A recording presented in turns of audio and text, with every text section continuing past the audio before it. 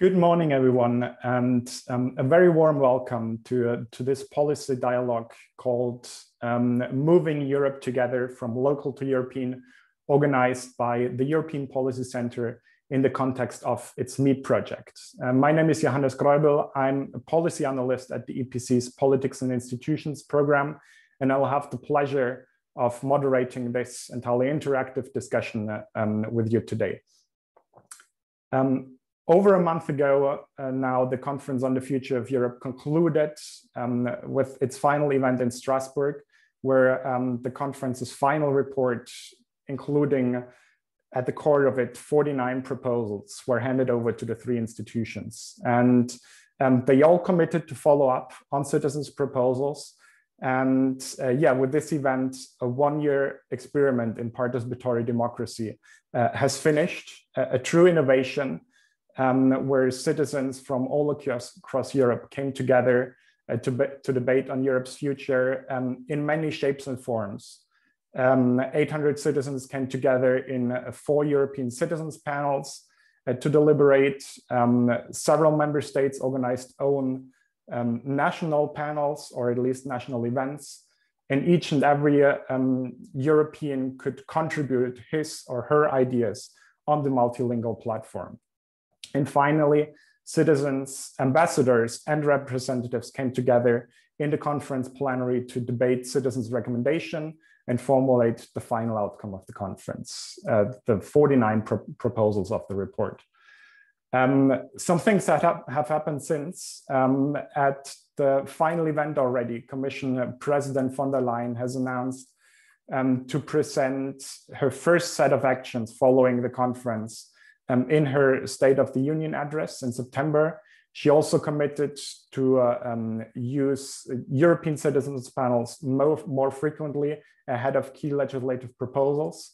The European Parliament, on the other hand, is calling for a European Convention in its latest resolution.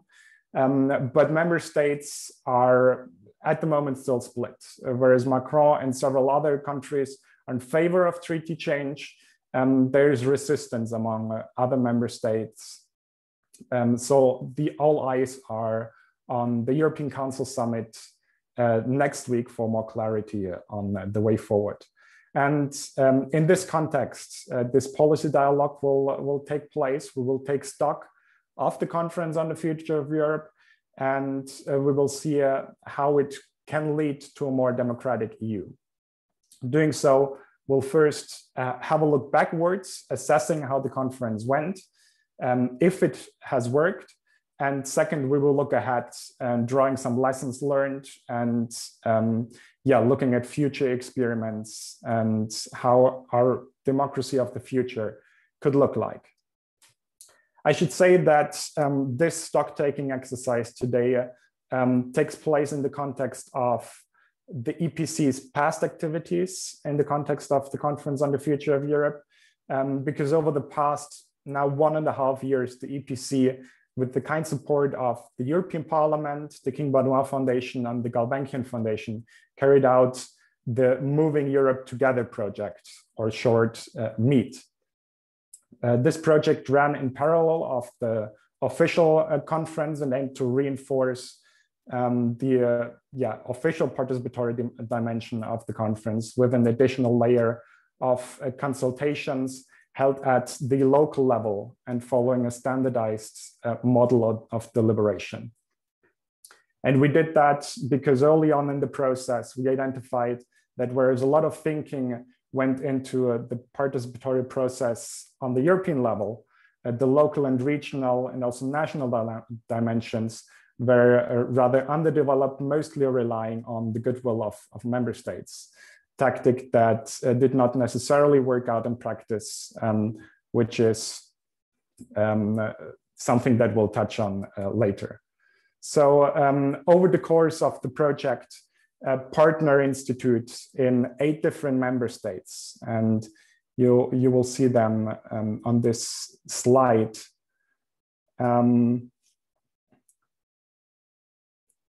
Partners in these 8 different member states set out to organize in total 16 so-called local citizens agoras which brought together randomly selected citizens debating on all topics on the conference's agenda. The results of these events were fed into the conference process via the multinational digital platform and by direct interaction with members of the European Parliament who were invited to each of these agoras and were supposed to carry on citizens' messages back to the conference plenary. The project also experimented with transnational formats. In France and Germany, for example, our partners brought together participants participating in both of these countries in a so-called Franco-German plenary to discuss the results of their national deliberations transnationally. And also a transnational meeting took place together with citizens ambassadors from all of these 16 agoras, from all of these 8 member states, to agree on a joint set of recommendations. And overall, the discussions and recommendations of the MEET project show that, indeed, there is a great deal of commonality in terms of citizen thinking and their concerns across member states.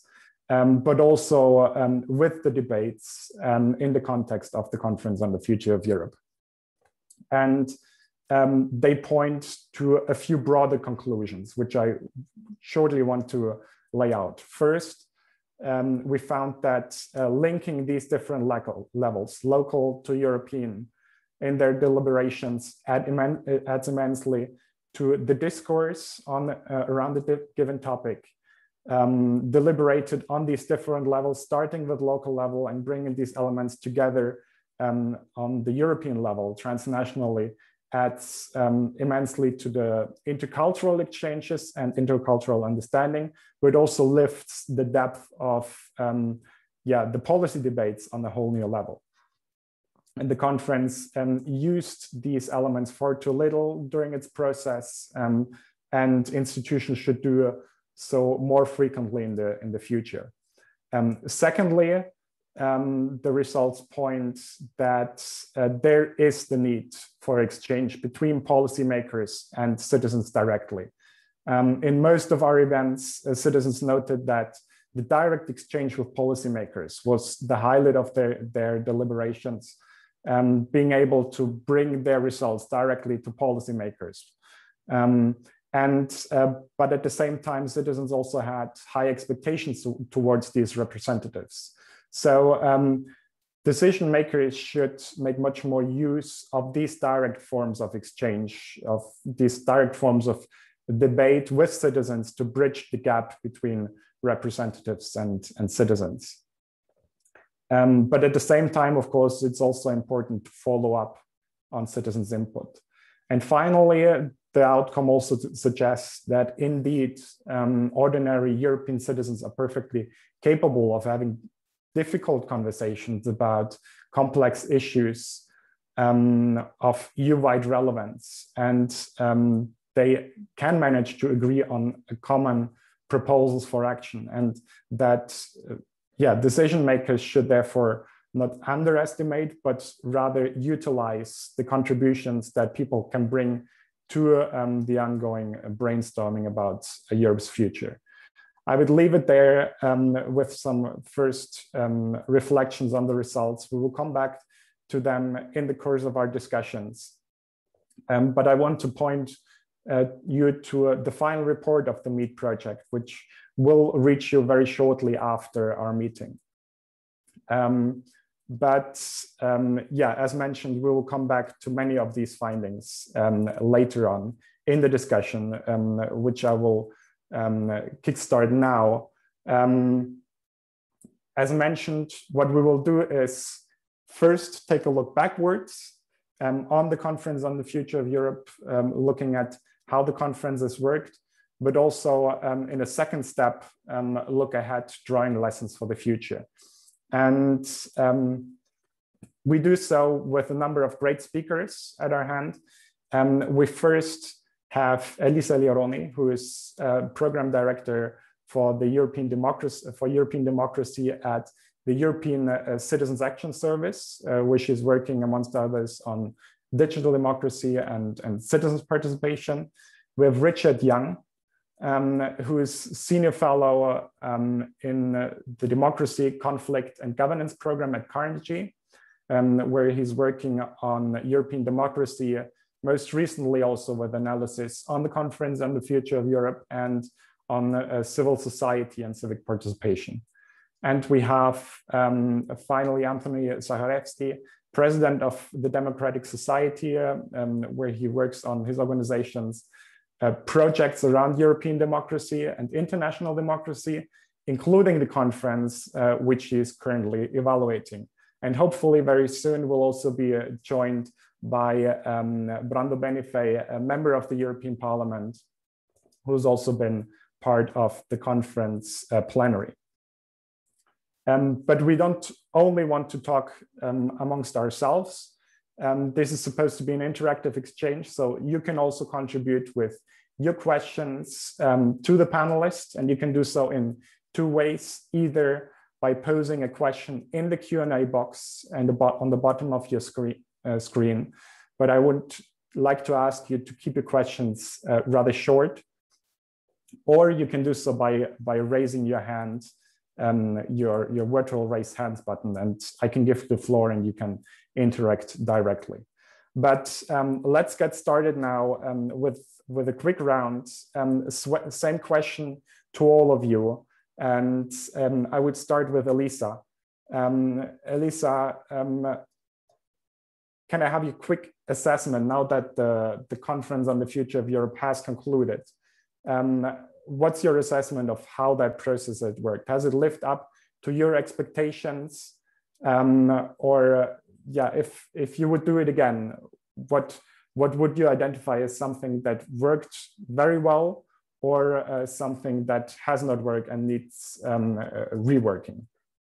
Gloria. Okay, well, first of all, thank you very much for inviting me here. And it is a pleasure to be here to talk about the follow-up and the assessment of the Conference on the Future of Europe. So I will just give a quick answer to your question so that we can dive deeper in it maybe afterwards with other questions and also with the participants today. So my answer is to the question, if it lived up to my expectations, yes or no, I would say yes and no, because I do think that while many people are also critical about how the process went, I also think that there were some positive aspects to the Conference on the Future of Europe that should not be disregarded, especially the fact that it happened.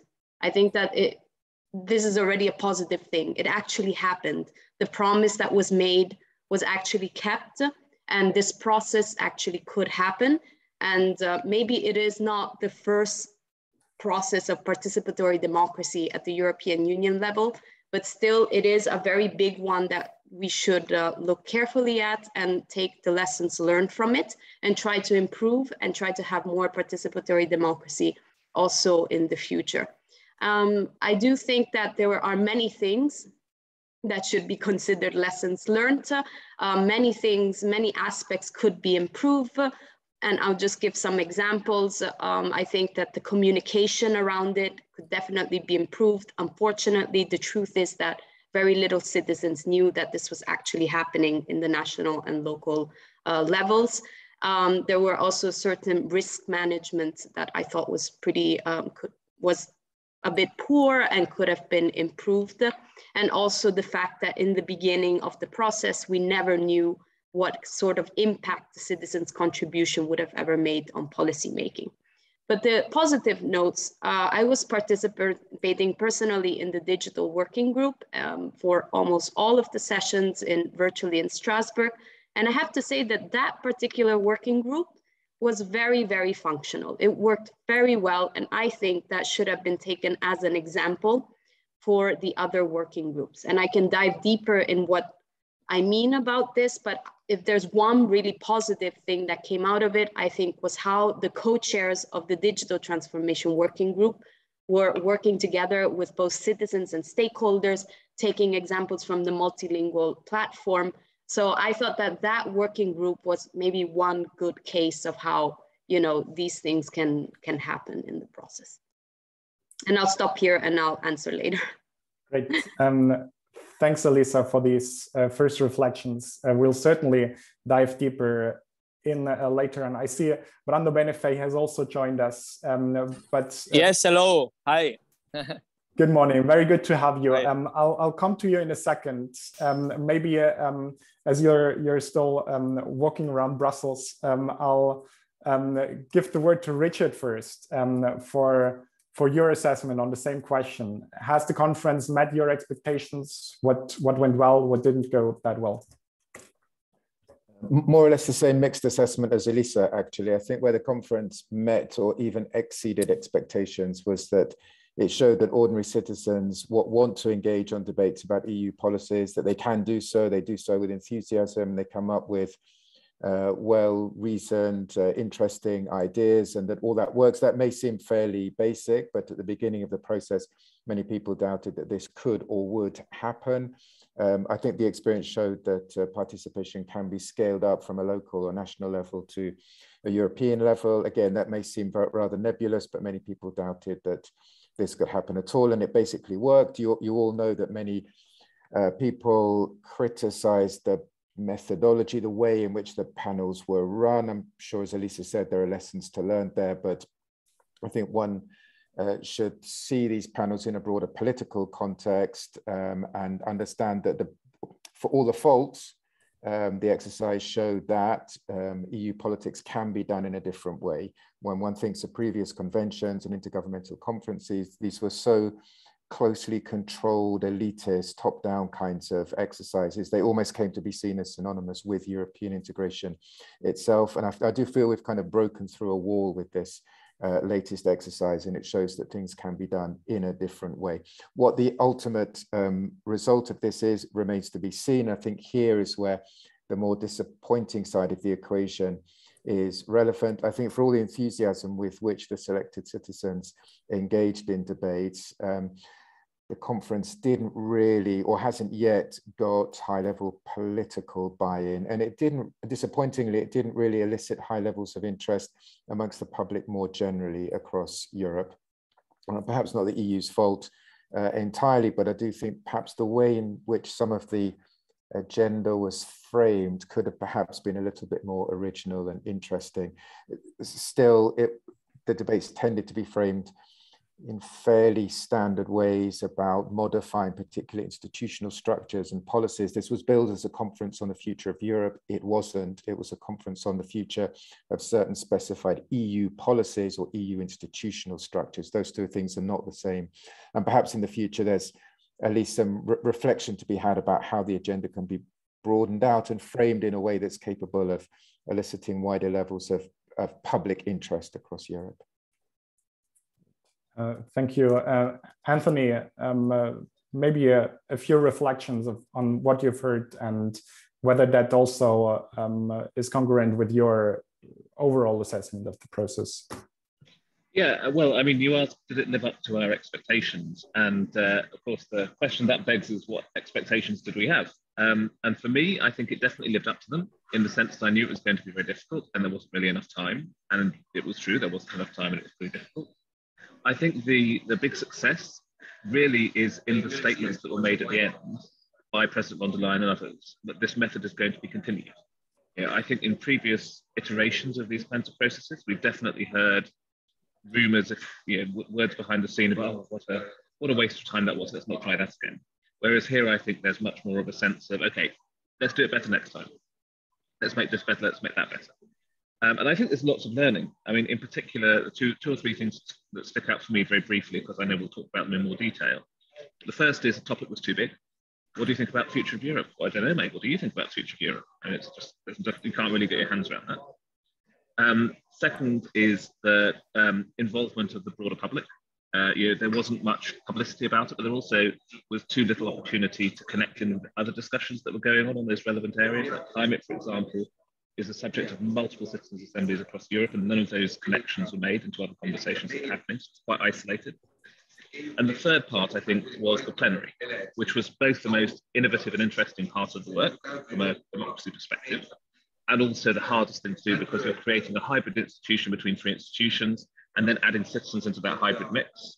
I think there's lots and lots of learning to come out of that, but fundamentally it did work better in that respect than I expected. I expected there to be a lot of blockages. I expected there to be a lot of, public fighting in front of citizens, and whether it was a sort of, pas de les enfants kind of attitude from the politicians, or whether it was a genuine sense of trying to make it work. As Elisa said, the working groups particularly did demonstrate some ways in which citizens and politicians can work together in new ways. I think the thing that it lacked was a clear process. Everyone was making it up as they went along, and that's fine in an experimental setting.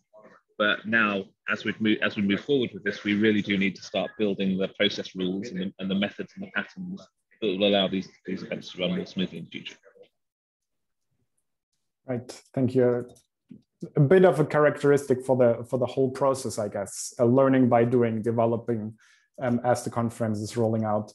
Brando, thank you again for joining, and maybe a political assessment from your side to round up this first round.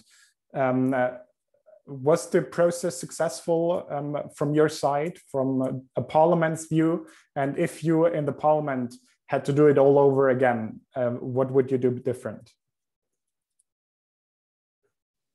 Yes, can you hear me fine and see me? Perfect. Okay. So thanks for this opportunity. Thank you for this work, because we need to discuss about what happened, what was okay, what should be changed. I think this big exercise needs not to be an episode, but a way, the conference itself needs to be a springboard for building new models of participatory democracy, of exchange, of building a common path that can unite institutions and citizens towards objectives of discussion, but also of action and reform of the union.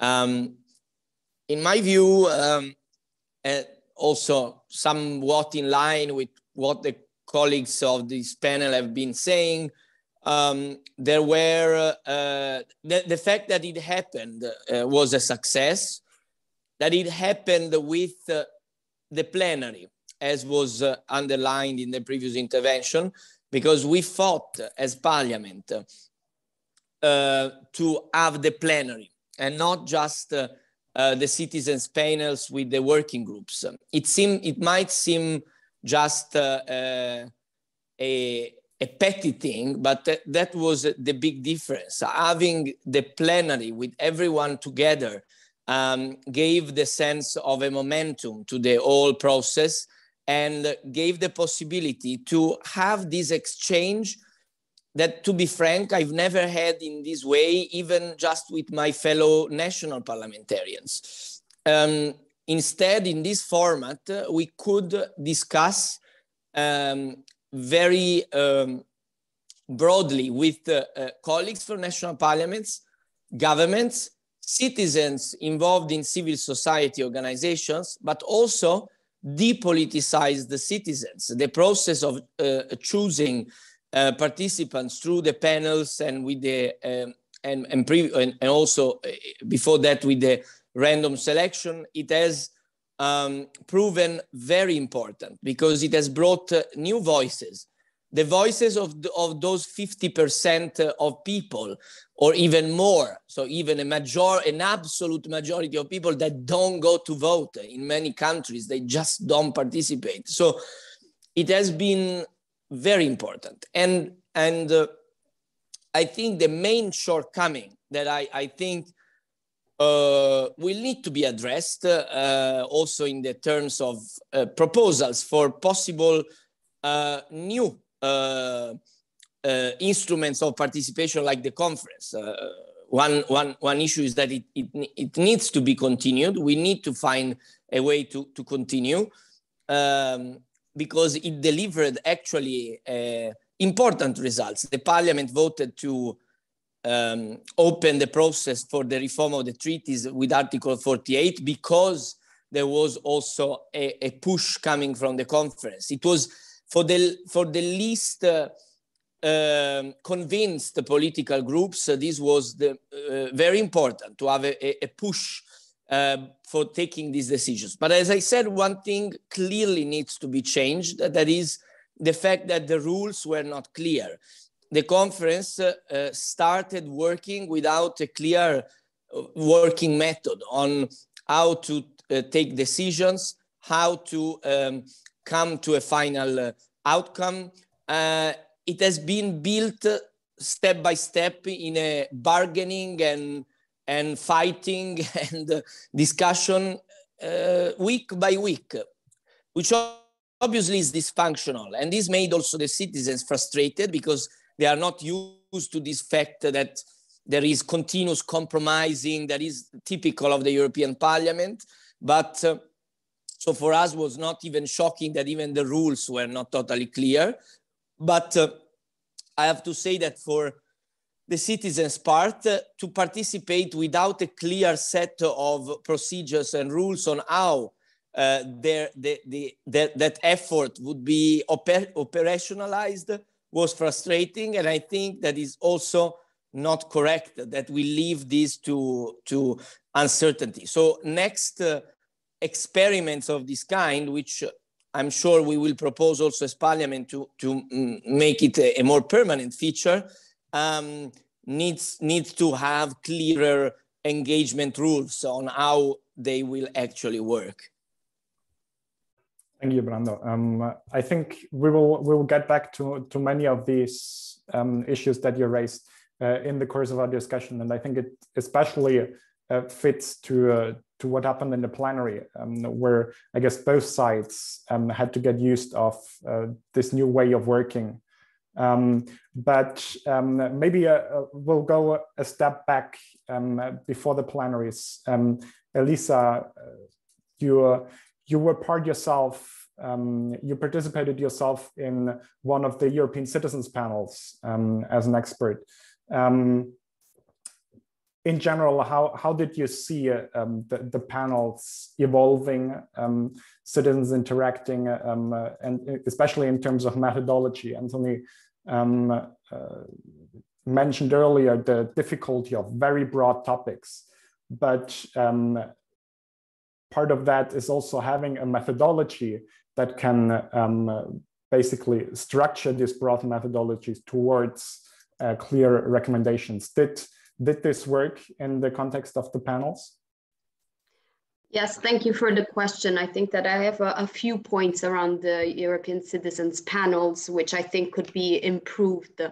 Well, first of all, since I come from a European citizen, the European Citizen Action Service, which is CSO, and we were also part of the convention, the CSO Convention for the Future of Europe.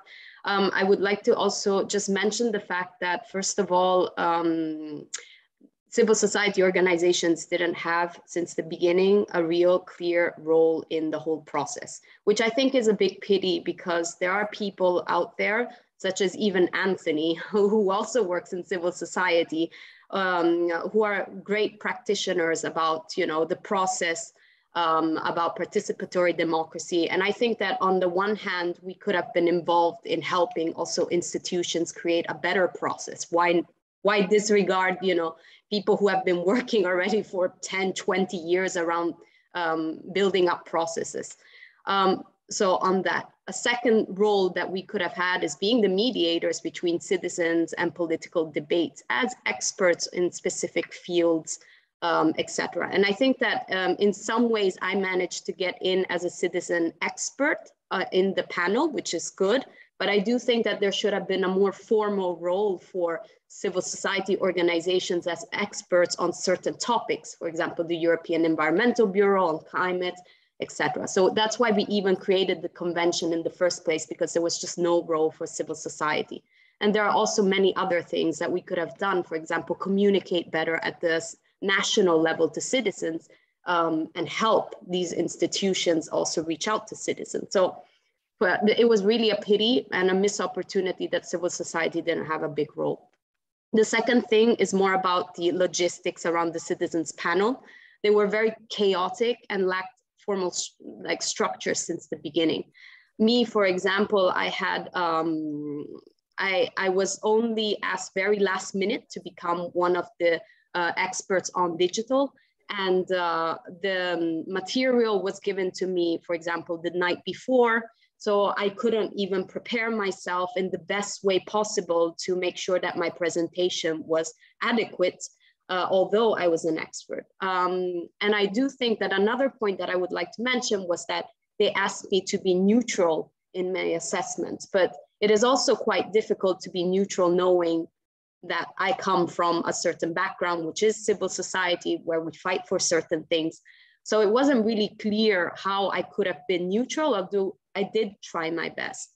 And then there were certain things that were also asked for me to be an expert, for example, that I didn't have to go too much into detail on what were the competences of the European Union, which I found pretty strange, because I thought that, you know, to citizens, we should also clearly say what type of impact they could have with those contributions and not just leave it to a very vague conversation. So also on how this was dealt with. Then I had so many logistical problems the day that I was an expert. For example, there were the wrong citizens in my working group. So they had to literally move the citizens from my working group to another working group because translation was missing. So after my presentation, I literally lost half of the participants and got new ones who had not listened to my presentation. So if I had experiences like that, I mean, we could also discuss about how, you know, citizens managed to get into real contributions if, you know, they didn't even hear my presentation, and if other panels had the same problems, then yeah, what is the legitimacy of the whole process if we want to really look at the worst case scenario? But in the end, I mean, everything turned out to be more or less positive, so citizens managed. Nevertheless, the one last point that I would like to mention is more about how the distribution of citizens were made. So it's true there were random representative samples, but they were more based on gender, age, etc. And we did find that it was a pity that there were that diversity wasn't completely ensured when we're talking about socioeconomic status and the inclusion of minorities. So maybe that is something that could be improved also in the random representative samples. Thank you, Elisa, for a lot of good points that we need to interrupt. But Anthony, any reflections from your side on the citizens panels, also given your role that you're the official evaluator of the process? So how did the process work? Well, you're going to have to wait for my report. So I can't say too much as an evaluator about what we saw in the kind of the bits of the conference that we had access to as evaluators. But obviously, a lot of the public elements of the citizens panels are in public, so it's pretty obvious. And I can make some comments on that. I think the first thing to say is going back to the size of the topic. The time of deliberation was too short, you know, for the huge topics that are being dealt with. I think the way in which the multilingualism worked was really interesting, in that the team behind the citizens panels did enormous efforts to make sure that there was lots of mixed conversations, but inevitably the practicalities of interpretation meant that you had to have groups who were more or less like blocks of, you know, Hungarians with Italians for this meeting, and then for the next one they were somewhere else. And so people tended to move around in country blocks. And slightly more than I expected, the effect of interpretation on the panels was to flatten the discussion and to slow it down.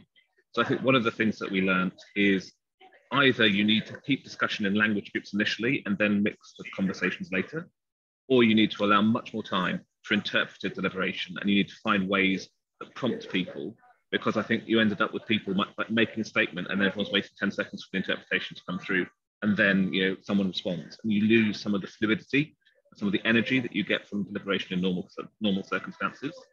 I think Elisa's point on the experts was also really interesting. It was very clear that they were there to do their thing. and that's totally legitimate, but there's a question about, well, how many balancing voices were there? In other citizens' assemblies, and again, time was a constraint here, in other citizens' assemblies, the members themselves are able to ask for other witnesses and to ask for other evidence, which happened a little bit, but didn't really happen enough. And in particular, we didn't get very many human stories. It was quite intellectualized, it was quite high level. And then the final point I'd make about the panels is really about the way in which the process drove people towards recommendations, but the recommendations given the shortness of time were, I suppose, to say they weren't thought through implies I think they're bad recommendations. They're not bad recommendations, but as you see these processes in every instance, people need a kind of second go at their ideas, because then it enriches them. They can be challenged on them. They can make them better. They can work them through. And there just wasn't time. So you ended up, I think, with a set of recommendations that then went into the working groups with like high information expert politicians and other expert groups, and then got kind of worked on quite a lot more. So I would not be surprised. We haven't seen the results of any surveying on this. I wouldn't be surprised if some of the citizens in the working group from the panels didn't look at the recommendations and say, well, I can see it's the same topic, but it's not really what I said. And so I think there's a bit of a challenge with the flow through there. But overall, I think there's lots to learn, and it's definitely more of a positive than a negative experience. But you definitely do need to put more time into that process and to narrow the scope to allow discussion of quality that gets to recommendations that are really useful in a plenary where you're dealing with very senior, very high level people who have, legitimately their own positions and their own ideas that they want to bring in as well. I guess it all comes back to, as you said, time, and also the need to shorten the process from 2 years as initially planned to only 1 year. Isn't it, Richard? I mean, how do you see it? And maybe you also mentioned in the beginning the lack of media interest. Why do you think that was the case? You already briefly mentioned a few reasons, but if you want to expand on that, and what could have been done better? I agree with Anthony's original point, actually. I think that because this was the first time this was tried at such a scale, in a way it was inevitable and understandable that there was a degree of fluidity and improvisation, and things were being decided and devised as the process went along. I think that's understandable the first time. I think next time people will expect things to be a little bit more predetermined in advance. I think there was some media attention around the panels in a way, in a way because they were so improvised and a little bit chaotic. What was striking to me was that more or less everybody said that the panels were chaotic, yet they still generated very good ideas and the output was interesting. What seemed to me analytically curious was that everyone criticized the panels for being a little bit too improvised and uncertain in their effects. But at the same time, many people said that the process was still perhaps a little bit officially controlled and managed, at least compared to similar participative exercises to other levels. And in that, I share Anthony's assessment as well. For me, the big thing was not just the mechanics of the panels, but where they fitted into the broader process. And I think perhaps, Johannes, this is where things became very complicated and a bit impenetrable for outsiders to understand, because there were just so many complicated filters put in between the panels and policy outcomes there.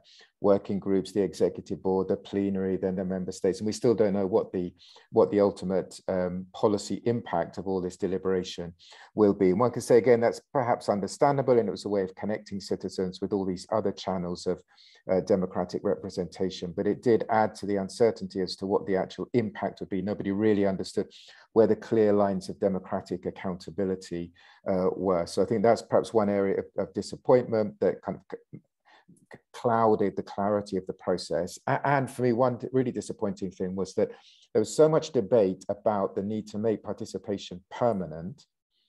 Everybody seemed to agree on this. Yet if you look at the concrete recommendations and results of the conference, this was more or less left open. It was left up in the air. It was left very imprecise. And related to your original question about expectations, perhaps one could have expected that a little bit more detail could have been put on this issue of what kind of permanent participation will be forthcoming in the future. At the moment, if you look at the recommendations, that's still very much up in the air. Thanks, Richard. We'll come to the more permanent or the more future-looking ways of participation later on. But Brando, and I also want to tie what you mentioned, Richard, tie all these panels into the overall process with the plenary and so on. But before doing that, Brando, you had a very strong position within the Parliament on the Conference on the Future of Europe. Things looked a bit different on the Council level. There was not that much buy-in in member states. We had member states were free to organize own national panels. In the end, only 6 reports from national panels came into the process. How did you see the exchange with the national level? Was there enough buy-in? And what are your conclusions on these multi-levels and the interaction between a national and European level? Well, with the national parliamentarians, I think we work very well. Also with national organizations from civil society that were present. They were constructive. They were motivated with the idea of delivering results from the conference, not to be just saying, okay, we have done it because we had to do it and let's move on. This was not the attitude. However, from the Council side, we mostly got this kind of perception that the conference was conceived before the pandemic by some governments with the idea of giving something to the European Parliament to say that they have been listened to and that there was consideration for the Parliament. But in the best case, as a propaganda tool for big people of the national politics to have a European showcase to come and say that they were listening to citizens. And to be honest, also part of the Commission, part of the European Commission had a similar approach. A fake listening, conclude with a nice paper full of empty slogans, like we need to listen to young people, Europe needs to be more united. This kind of meaningless phrases that where I think that was the program for many, to conclude with a big fanfare with this and that's it. Then the pandemic came and the conference necessarily changed its nature because we had to actually talk about substance when it started. We had to talk about health union, for example. And it could not be anymore, we meet citizens and we listen to them, because that was not credible anymore due to the dramatic change also in the debate at European level on the need for action from the European side. And the war made the final push. We need to be honest, the external factors were hugely determining on the final outcome, because the attitude from the Council and from part of the Commission until the really last weeks was, please, let's not take any real decision on anything. Let's not say too clear things. Let's try to stick to our original idea as much as possible. We listen, we will think, we will deliver, bye-bye. This was the very depressing attitude. You can listen to some interventions by Council and Commission people, even in the last plenaries, that were still in that direction. But then the pressure from the Parliament, European, but also the nationals, I have to say, many, and the civil society, with the external factors, also the urgency of the war for Europe to give answers has changed the course. And so I think that the conference in the end has delivered an impact, as I was saying also at the beginning, on the European political context. And the recommendations are quite concrete. They are not one paper of nothing. As I said, having the plenary was crucial because the original idea from the council was, and they fought for months against the plenary. We had to fight for months to get this plenary because the idea was we have the panels, then there is a closed meeting of the executive board where no one can see and where we say, okay, let's make it a nice appeal to the unity of Europe. And finally, this thing is finished and we can use the photos for propaganda. Sorry if I'm very blunt, but this is the kind of attitude I found, and it's normal because it's also an interinstitutional exercise where there are different interests. The national governments want to be re-elected, they want to maintain the consensus. Rarely they are singularly interested in advancing a reform agenda. They are looking at other things. But the system as a whole, in this way, with this process and with external factors, luckily moved in a direction that was, I would say, more ambitious and has brought finally a pathway for the real change of Europe, not just empty words. So as you see, I have globally a good opinion of also of the outcome because I think it will be able to leave a strong trace in the work that we have to do in the next months and years. Mm-hmm. And I guess these different positions also throughout the process also mirror what we now see when it comes to follow up the different approaches of the three institutions. Anthony, the plenary was mentioned a couple of times now already. And many see the plenary as the true innovation of the process, bringing together participatory citizens and representatives in one format. Something that has hardly been done before. Has it worked? I know there were some hiccups along the line, along the beginning of the process, a lot of learning by doing, but in the end, there was an outcome. So what's your assessment on how the plenary worked? And maybe after that, I can also give the same question to Elisa, as she also hinted that she has some reflections from the working group that she has followed. I think the plenary was very much live learning. And I think it was cultural learning as much as machine and practice learning.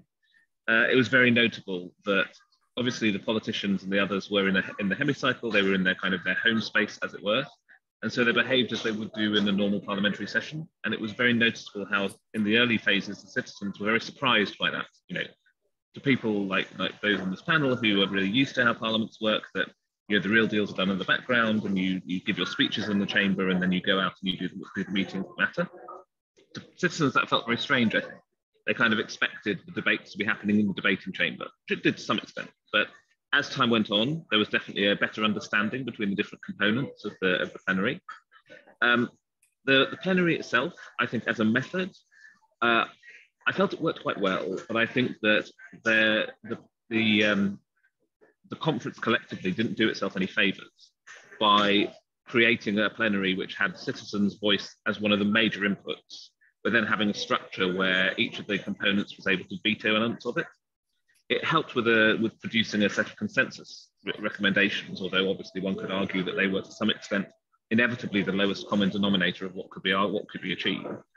But I think the bigger consequence was perhaps some of the citizens came into that space explicitly saying, we've given you the recommendations, now we're just arguing about how you're going to implement them. Whereas if you looked at to quote LDJ, first rule of politics is learn how to count. There were 4 organizations who could veto any recommendation. I think that wasn't really set out clearly. It goes back to the point about the process being made up as it went along. And the consequence of that, I think, is that some of the things that if you'd known how the process was going to roll out all the way through, you just said to citizens really early on about the role that the plenary had and how the plenary was going to work and the fact that the different components had vetoes. And I think then that would have helped them prepare for the experience that they had. That said, I did start the process thinking that the piece of machinery that was least likely to work was the plenary. And although it was tough, I do think that a similar process would probably have something like that again. And certainly, you know, we would think in our process that we design of using that kind of collective body at the end in a way that I probably wouldn't have done before. So that, to that extent, it was actually much more successful than I expected. But I think there's still some cultural learning to do as to how you set those things up. Mm-hmm. Elisa, was it successful after all? I partly agree with Anthony that on many points, but I'm a bit more maybe negative on the plenary. I think that it was a lot of learning by doing. I had the feeling that in the beginning it was really a disaster of just like you know, all these speeches from everyone who wanted to talk at the institutional level, and then afterwards it got a bit better. It also depended on who was moderating the plenary. I'm not going to give names, but I felt like, you know, some moderated like at the institutional level were a bit more dynamic and a bit more engaging towards citizens, while others were really like, okay, you just have 2 minutes.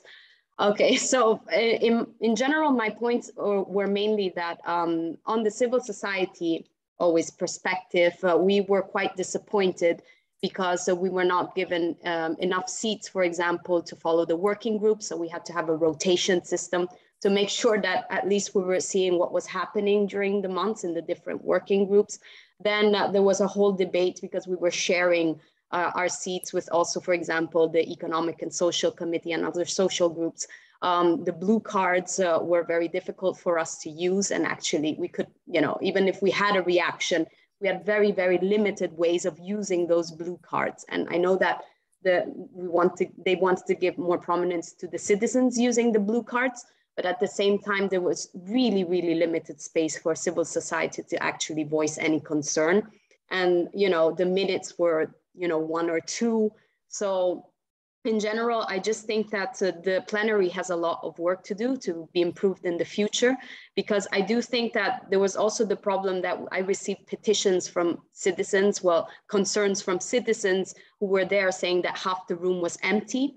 And this was also not very looking good, like from an external point of view.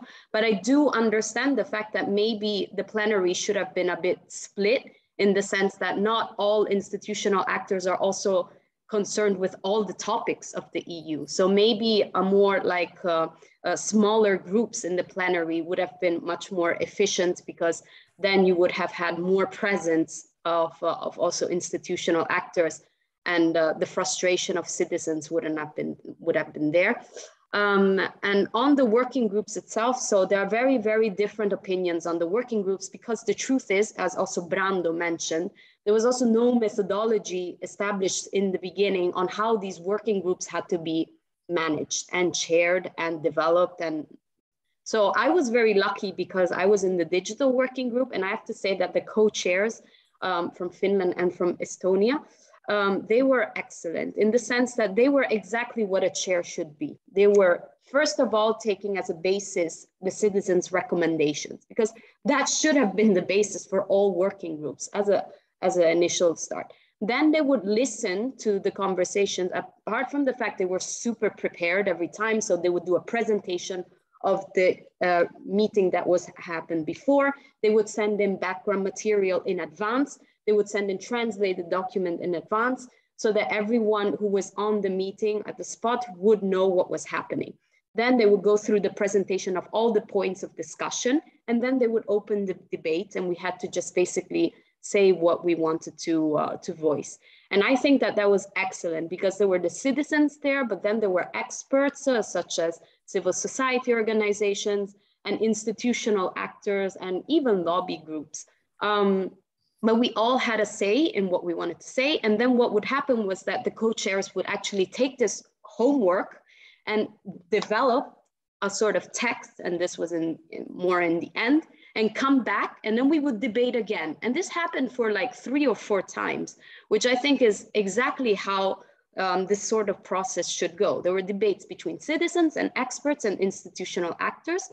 on how to make the final recommendations. And I have to say that with this, the final recommendations came out with basically a consensus amongst all parties, because everyone understood how they had to compromise a bit to get maybe what they wanted to fight for. Now, I heard that in other groups, this was a completely different situation. Some were completely disastrous, but I have to say one caveat is the fact that in the working group on digital, I did not hear many members from the council, for example. So I do have the feeling that some working groups were much more politicized compared to others. And this means that some, members of the council or some, officials of the commission, of the parliament, MEPs were more interested maybe in certain working groups and did not attend other working groups. So it's also very arbitrary. And this happens because there wasn't a clear methodology since the beginning on how these working groups would be and how the chairs had to structure the working groups. But I did have a very positive experience in the digital one. Great, thanks. And maybe I'll go to Brando for a minute, because I understand that you have to leave a bit earlier.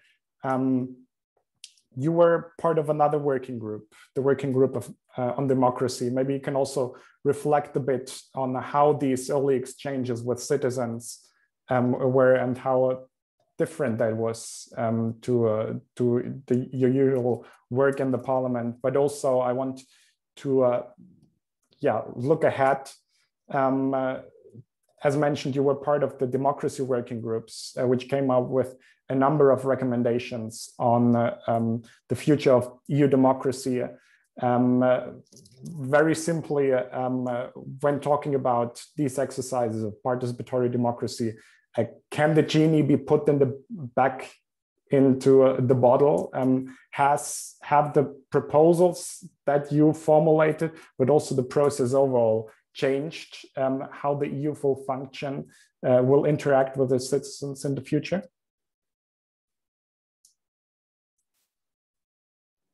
I have to say that the debate, the debates we had, in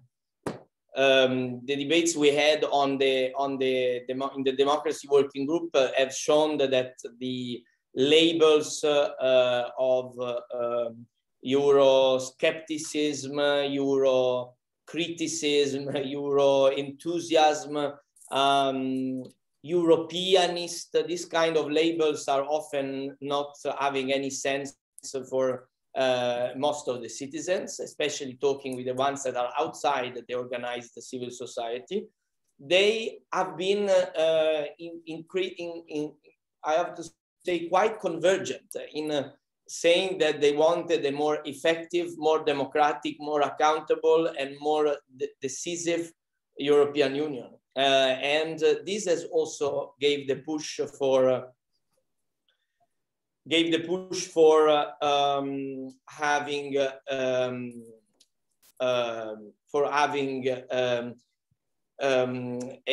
such ambitious conclusions that we got, because also on these topics, because we have found that there is a larger unity of intent around this idea of a European reform, and this was quite, I would say, shocking for some colleagues also, because some MEPs and MPs and council, they said we should listen to citizens and stop with reform ideas that citizens don't want.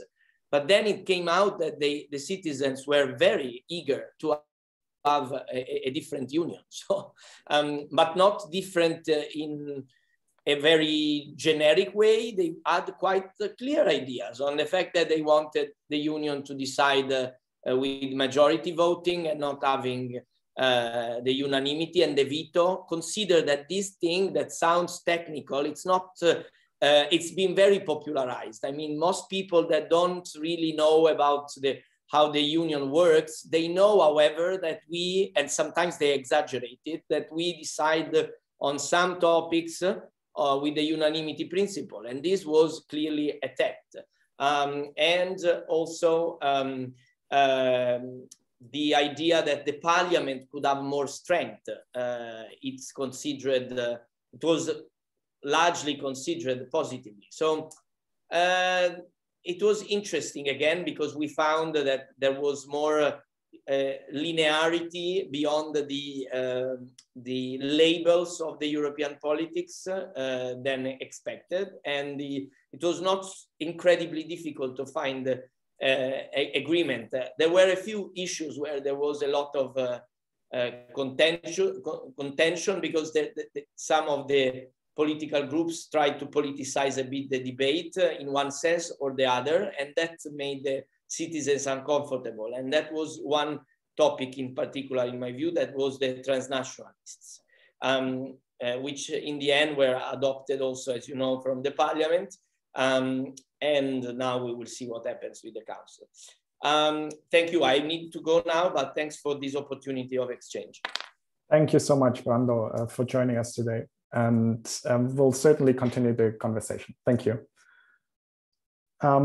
Richard, maybe I can come to you now. What is your stance? Can the genie be put back in the bottle? What is the way forward? And maybe you can also reflect on the idea to follow up the conference with the convention. Do we need a convention? And is it the right moment now?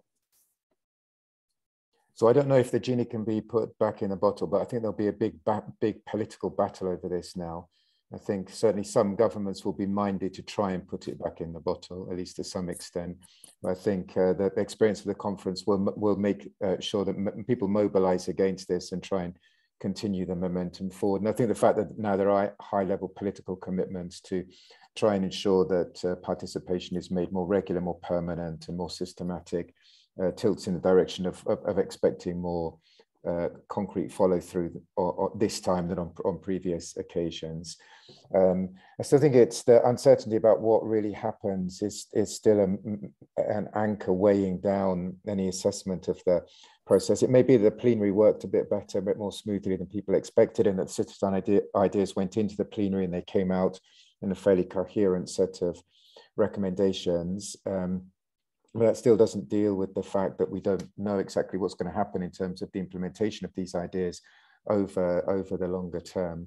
And I think because of that, there is the risk that at least some of these ideas are hijacked for more political purposes. The convention may serve many necessary purposes in unlocking the potential of reform, but perhaps it also contains some risks, some downsides as well, perhaps in that it could encourage some in the parliament or some in national governments to push the process back to the more standard business as usual kind of process, pushing off the agenda these more innovative ways of involving citizens and foregrounding newer forms of participation in the future. A convention could end up looking more like previous processes. And I think political pressure will be needed to make sure that that doesn't happen.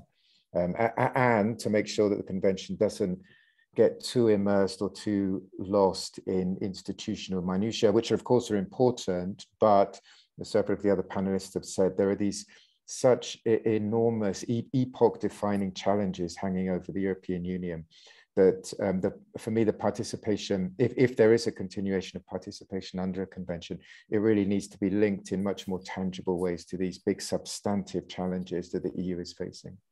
Mm-hmm.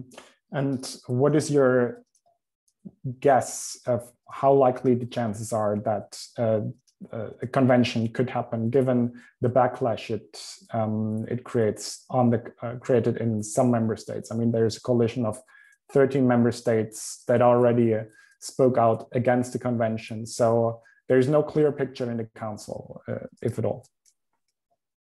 No, as I said, I don't know what the outcome would be, but maybe it's slightly slimmed down, or it needs to be a bit more specific. Or we all know there'll be trade-offs made between the convention and other big decisions that are in the pipeline and need to be taken next week. So I think it's very, very complicated. But certainly, my understanding is there is a cluster of states and interested MEPs who will push to ensure that the lessons of participation that were learned during the conference are now followed through, and participation is part of the convention, so that this convention looks qualitatively different in procedural terms to similar exercises in the past, but also that participation is fine-tuned and made more effective, a bit more predictable, a bit more certain, and that it has more tangible impact. So I think there's going to be a lot of learning to do in terms of the design of the convention, as well as adding a bit more precision to exactly what its purpose will be.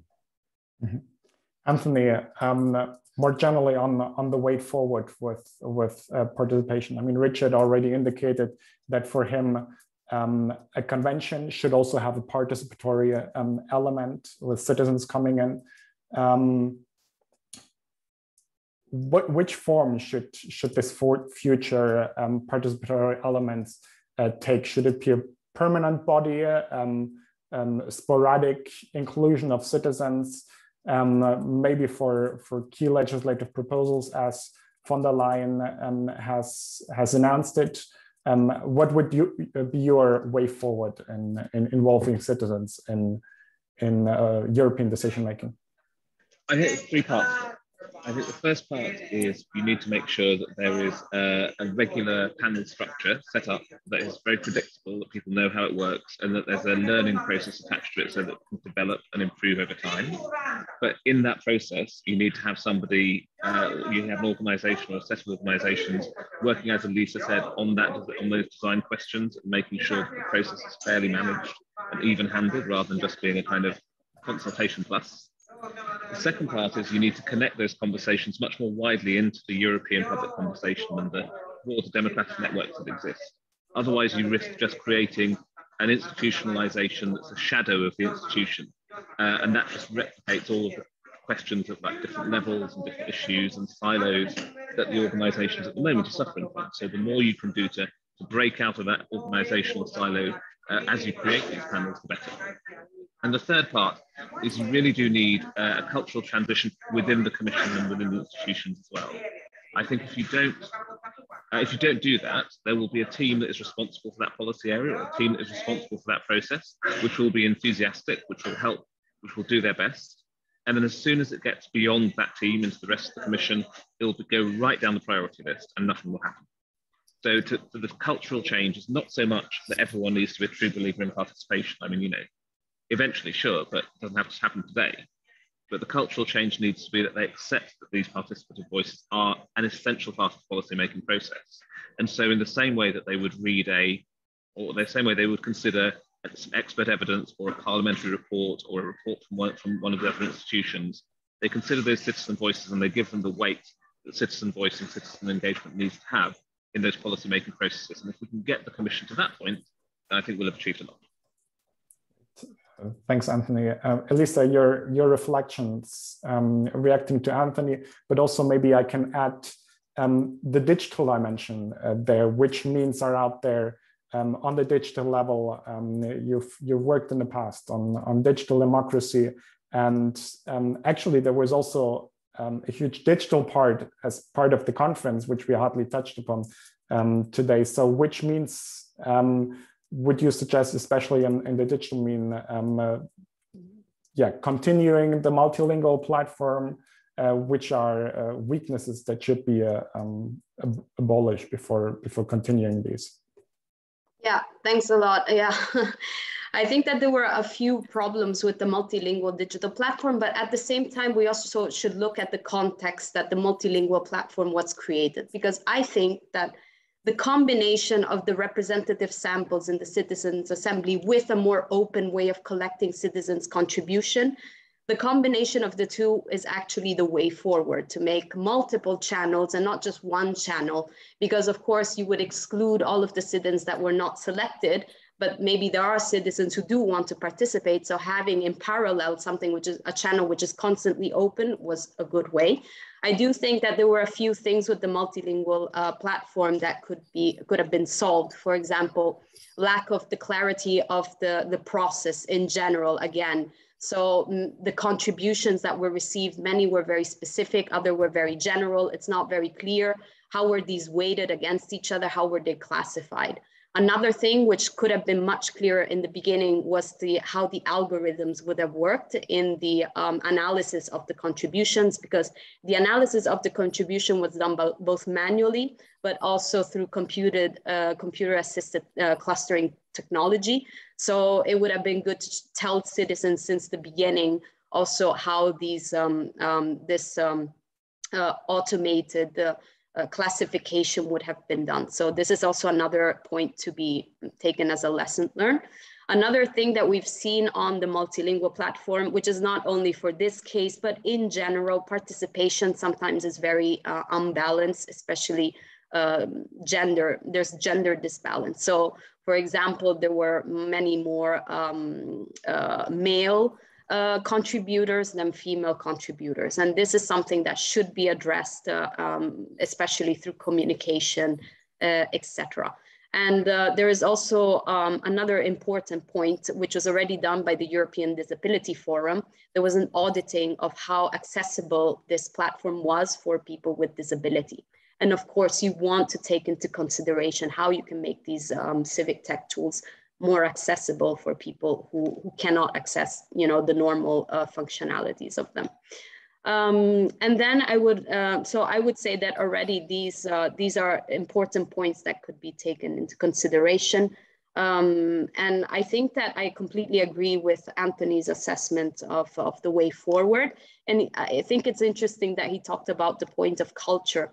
And when he was talking about the culture, he was talking more about the institutional level. And I would like to complement that point, saying that the culture of participatory democracy should come also from the citizens, in the sense that I do think that what we should be building with our citizens, with civic education, digital education, and what's not, is a culture of participatory democracy. And it takes time, because we've had representative democracy for so long, for good reason, that now if we do want citizens to participate, we also need to, let's say, teach them while they're young.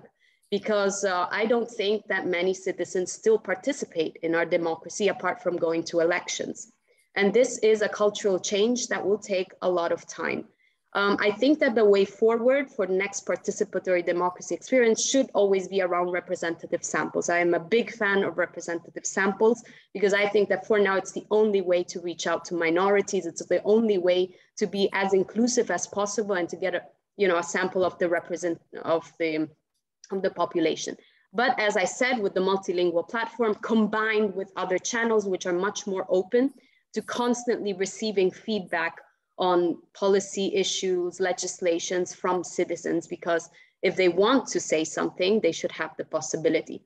And one thing that we've been fighting for at ECAS is, for example, combining consultations from the European Commission, which are usually for expert stakeholders, with a crowdsourcing platform, mainly for citizens, which has questions that are usually less technical, much more open, that can be in the agenda setting of a policy cycle and not really in the more technical phase when the legislation is about to be finalized.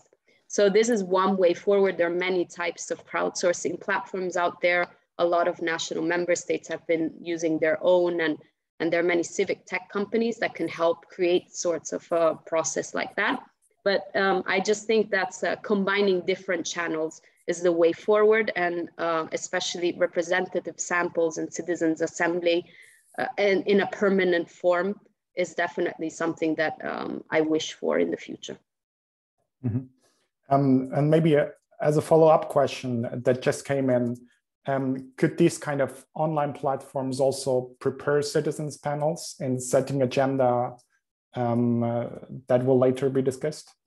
Yes, definitely. I mean, I think that's even a better case. When we talk about really opening up for the people, not everyone has the same level of expertise in a certain policy, but that doesn't mean that they cannot have their say. Because in general, if something happens to you in life and you think that that could be a good contribution, that's really about bringing the knowledge of the crowd together in crowdsourcing and just putting it out there so that actually policymakers can see what's happening. And there are many examples in European context where, policymakers just don't think that something is happening, And with citizens' input, they actually think, oh, we actually should put this in the agenda because we never thought that this was a problem. But then we should actually start investigating how we can improve this with a certain legislation. Of course, crowdsourcing works very well at the local level because citizens contribute more to things that touch upon their hearts really closely. But it definitely can be implemented also at the EU level. But I stress again, like all of my other colleagues, that the most important thing is having a clear process since the beginning, a process which is solid and that meets citizens' expectations on the impact. Great. Thank you so much, Elisa. Richard, I wanna come to you. Maybe also if someone else wants to come in, we have a few questions on the content of the outcome of the conference on the 49 proposals. There's a question whether the conclusions also reflected on fundamental rights and fight against discrimination, and also target people belonging to national minorities. But maybe Richard, more broadly, I think we cannot have a discussion like this without mentioning the war in Ukraine, and all these panels that we just talked about took place before Russia invaded Ukraine, especially with respect to for example, the EuropE in the World panel. Aren't these recommendations already out of date? What has changed with the 24th of February? Is this discussion still valid that we've had for now over a year? Okay, well, that's a really big question. I think no, not all the recommendations are out of date, and I think there's lots of important areas of policy that need to progress, regardless of what happens in Ukraine. I think the element of participation will be rendered more important because the EU will have to take so many difficult decisions related to Ukraine, and as a result of the invasion of Ukraine, that it will need the public and political buy-in in order to take some very difficult decisions. But I don't think everything else, every other element on the EU agenda should be paralyzed because of what's going on in Ukraine.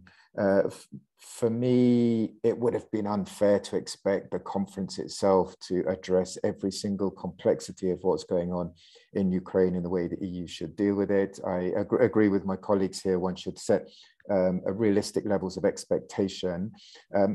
For me, I think much of this momentum will carry on going forward. I guess as I was the person least involved in the kind of mechanics, the organization of the conference, I would still insist it's valuable to take a step back and reflect on the broader political implications of the conference and a potential convention. I think what happened under the conference was enormously valuable in getting citizens more involved. It was refreshing, it was innovative, it really was a turning of the page. But I still think it hasn't necessarily taken us that many steps forward in addressing the big substantive question, which is what kind of model of democracy is appropriate for the EU level? If we can't replicate national level democracy at the EU level, then what kind of channels of representation and accountability are appropriate for the EU level? That's a big question. The conference in itself couldn't solve that, nor could a convention, but a lot of these design questions are enormously important, but I don't think we should lose sight of this bigger question that is the one that really, really needs to be addressed. And it in a way is made even more important by what's happening in Ukraine. I think that comes back to my point that the convention may serve to push forward, to prompt that agenda and some progress on that agenda. But one should remember that the overall state of European democracy is not particularly good if you look at all the indices. There's a lot of effort and action and reform that is needed to revive and restore democratic quality across Europe. And that's not entirely a story about the conference, about what's going on at the EU level, about a convention. Much of the action in terms of democratic reform will have nothing to do with the EU, nothing to do with the convention itself. And I think we should be careful not to lose sight of all these other areas of democratic reform that are urgent, that are very, very pressing, And these can't, I don't think, be reduced just to the question now of whether we have a convention or not, or the question of what kind of permanent participation mechanism is set up at the EU level. They're still very, very small parts of the equation, important parts of the equation, but single parts of a much, much broader picture of democratic challenge across Europe. Thanks, Richard. Unfortunately, we're running out of time already. I think, yeah, there's a lot of questions that we still haven't tackled. But to conclude today's discussion, I would suggest having a quick round to our three remaining speakers, all being posed the same question to round up our discussion. And I would ask for a very brief answer of just a minute or so. And the question is, I mean, I started introducing the debate, setting out the steps that were already taken or being started by European institutions to follow up.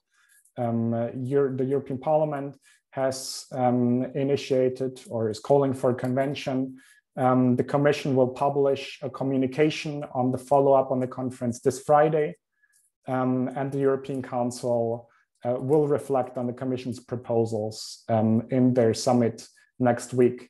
If you could direct one wish, one recommendations to these institutions for the most immediate, the most urgent follow-up, the most urgent next step, what would it be? And I would start with Anthony, then Elisa, and then Richard. I suppose the most urgent next step is to work out how they're going to feed back and the ways in which they're going to demonstrate impact. So I would like the final statement from the Council to say, not just we took note of these things and that was great, but actually we took note of them, this is what we're going to do about them, this is how we're going to tell citizens what we did, and this is the process by which we're going to continue to develop these approaches into the future. So something that kind of sets a very clear path forward that involves both feedback and further development. Great, thank you. And thanks for remaining short. Elisa, your turn. Yeah, I have nothing else to say because I completely agree with Anthony. I think we're all looking at the feedback back to the citizens and also the real impact of this whole process. And we can only see it in the next few months or possibly even in the next few years, because from what I've heard also from several commissioners, they might even feed, citizens' contributions into legislations that are going to be implemented next year or the year after. So I just really wish that whatever they do with citizens' contributions, they give it back to citizens with a report or explaining really clearly to all the citizens that have participated in this exercise what kind of impact they had. And I'm just sorry that the methodology and the process was not clear from the start, because I do think that frustration from participatory democracy comes because things are decided step by step, as Brando was saying. So in the future, I just hope that methodology and process will always be very, very clear and transparent, and they will stick to that methodology since the very beginning of the process. Thanks, Richard. Boring, but the same thing. Keep the output tangible, keep the feedback tangible, keep the agenda at a level of kind of realistic expectation. Make sure the participative elements are built into any convention and follow up in a much more kind of tailored, targeted and specific way. And if there is a convention, if there is feedback at the EU level from the conference, press ahead with that, but don't leave aside all the other really, really valuable, exciting experiments in participation going on outside the EU framework at many different levels across Europe, and build better connections with those levels of participation, rather than thinking participation is just about involving citizens related to specific EU policies. Great, thank you so much. And I guess especially your last point has always been also one of the main goals of the MEET project. So that's a perfect closing of the session because our time is unfortunately up. And yeah, I think we covered a lot of ground. I want to thank all our speakers today, Anthony, Richard, Elisa, and also Brando, Benifei, who already had to leave us. I think this wasn't the last conversation that we will have had about the conference on the future of Europe. There's still a lot of open issues. We'll continue to cover the conference on the future of Europe in the next months as the follow-up is unfolding. I want to thank you all for participating in the discussion, for the many questions that you posed. Unfortunately, we couldn't answer all of them, but as mentioned, we'll try to bring it up in later events that we'll organize. One last remark, please be reminded of the conclusions of the MEET project, the final report of the MEET project, which should reach you very soon in the next days in your inbox. So you'll have all the conclusions of this very inspiring project that ran over the last years. That is it from my side. Thank you again to all of you, all the speakers, all the participants. I wish you a good rest of the day, and I hope to see you again soon at one of our next events. Goodbye, everyone.